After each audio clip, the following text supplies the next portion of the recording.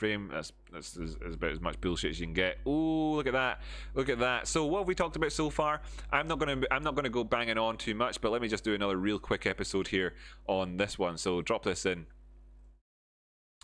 Chainlink has been rising towards the top side. Everything is looking absolutely fantastic. We're on the way up. The next target, oh, by the way, thanks so much, Dan Anthony. The next target on this one is probably like $36 and then even higher. That's great.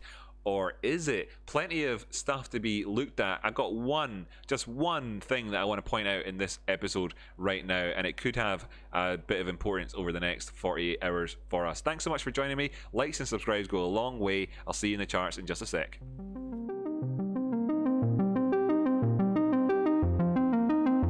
Okay, enough of that. Cut it short. Right, so what is the one thing that I want to talk about? Well, we're on the 4-hour time frame here, and there's a lot of noise on the chart. Let me just clean up a bit and reveal the mystery. Now, there's still a bit of noise on the chart here. Let me just clean up a bit more and reveal the mystery. Now, I think everybody watching the live stream right now knows what I'm about to say.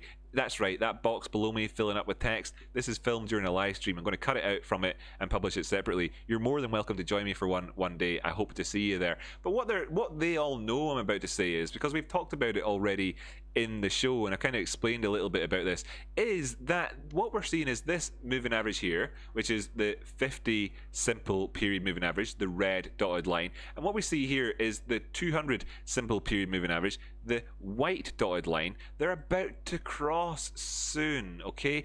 But when crosses happen, you so often get retests of those moving averages. Okay, so what about a bit more context for this? If we see this crossing like this, you know, so we get a cross between these two, what could happen? Well, the prices could retrace. Why might they do so? And I was being a bit cheeky earlier on. It's not just one thing, it's everything you need to know. I'm going to go through all of what you need to know, okay? So you tuned in the right place, right? This isn't like those other people out there in the world who just say one thing and then move on. What you're looking at here is that we had, of course, a golden pocket retrace. Okay, so that's the 6.5, 618 in this area. The golden pocket retrace, we've had one. Oh, that looks almost like eyes. Laser eyes. Byow, byow. Sorry, I digress. So we've had this golden pocket retrace. Of course, then if we were to come back down the way, wouldn't be that much of a surprise. You'd obviously be hoping to see that your prices were supported in it around about the 50% moving average then, or Fibonacci retracement point then. If you were to see that retrace, where does that happen to be about? Well, obviously that happens to be about where these things would, of course, be crossing at. Woo! What else is there though, Rocky? Well, in fact, you know, taking away that, in fact, you know, overall upward slope on both of these things, nice to see. That's obviously bullish in and of itself. And of course, what I was saying before about the next upward side target is, you know, a bit tongue-in-cheek, but mostly a joke. By the way, as well, watch my previous Chainlink episode that I put out. It was on Friday, but it explains everything you need to know moreover as well. And the more you watch them, the more you'll learn along the way. So what you're looking at here is a potential for a twin peak pattern, right? Twin peaks. What's a twin peak pattern? Well, it's any sort of double top, you know, twin peaked pattern.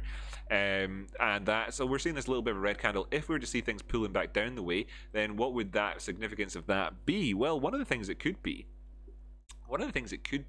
would be like a cup with handle. Now, what are the things that I don't like about saying that? Well, let's be honest, right? This, okay? The cup with handles are best whenever they're happening at the top end of in terms of the bullish market continuation pattern. Cup with handle, you want to see it happening on a decent sized time frame where the left rim of the cup is actually above the previous price action over the previous 7 weeks, if you were looking at it on a decent sized time frame like the daily. Now we're on the 4-hour time frame, so there is a case to be made about how the fact is that we're above all of this and we have had this rise up the way, but it's a little bit tentative, a little bit weak. Nevertheless though, what would it add up to, right? Nevertheless, because the psychology is more or less the same regardless of the individual rules, what would it add up to if we were to see a retrace? What would the handle typically look like on one of these things? Now, the way that you would work it out normally is that you would look towards the 50% point. You know, the handles tend to retrace around about 50%. So if I just hide off of all of the other lines on this moving average here, then you are Fibonacci retracement point. Why do I confuse those two, hey?